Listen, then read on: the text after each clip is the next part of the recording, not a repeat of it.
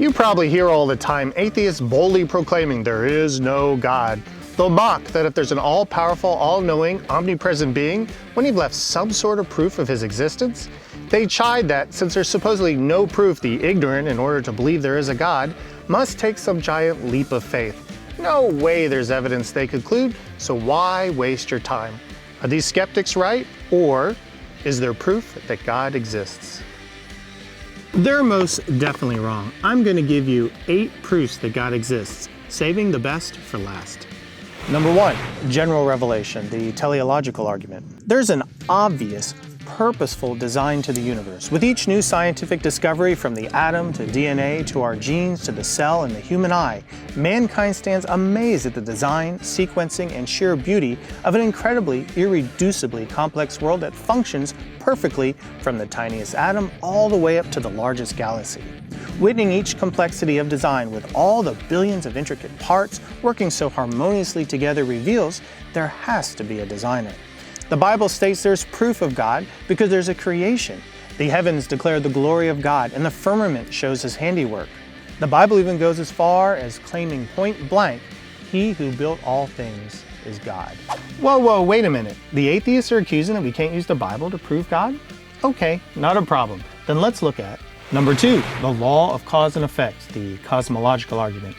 Every effect must have an initial cause.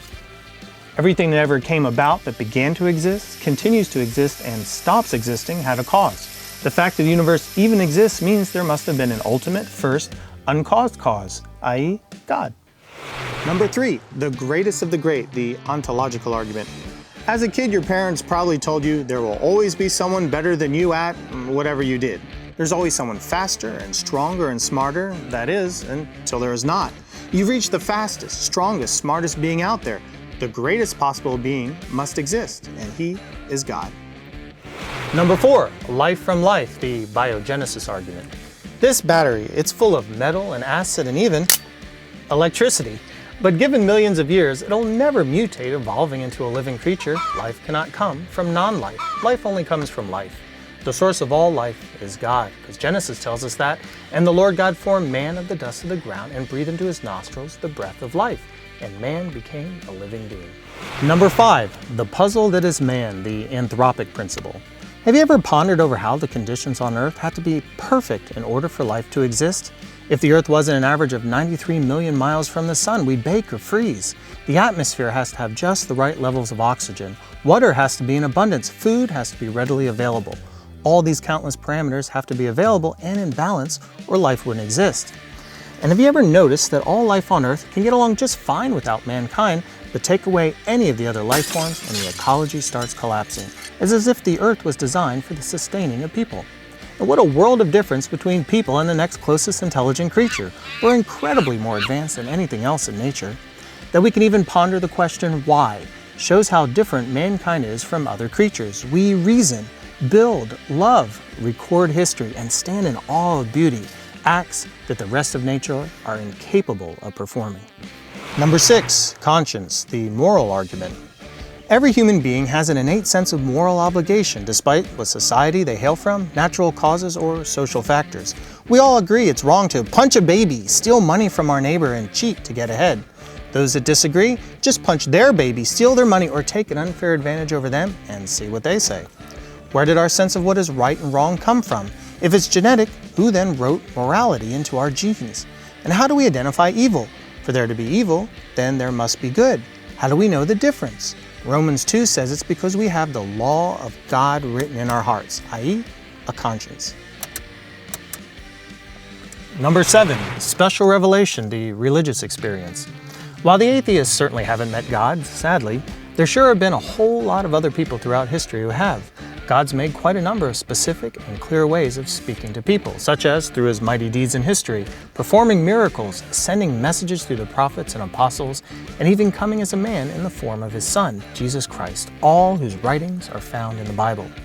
Number 8, the nation of Israel, the prophetic argument. Okay, the best for last. The most irrefutable proof that there is a God can be summed up in one word: Israel. Go back 3,400 years. Moses reminds the Israelites that they were the only nation God ever took out from the midst of another nation, Egypt, using terrible plagues and signs and wonders. God did this to prove to his people that the Lord himself is God and there is none other beside him. But this wouldn't be the only time God rescued the Jewish people out from another nation. Moses' last message to the people was a prophecy, a message from God.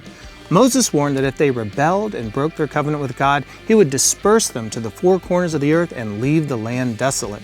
But because of God's great love, he would not abandon them, and in the last days a remnant would be regathered from the nations to return to the newly restored land of Israel. When this happened, the world would know that God has proven his existence. History confirms all that happened just as Moses foretold. The Jews were dispersed twice into the uttermost parts of the earth. But in just one day, May 14, 1948, the Jewish people became a nation once more after their country was destroyed nearly 1900 years ago.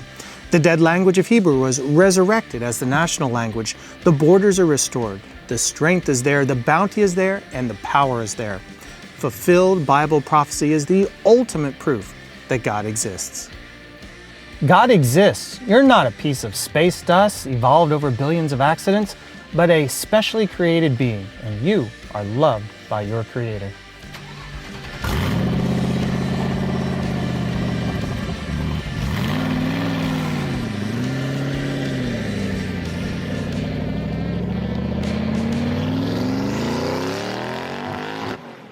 To get more answers for the end times, subscribe to this channel and please visit us at christinprophecy.org.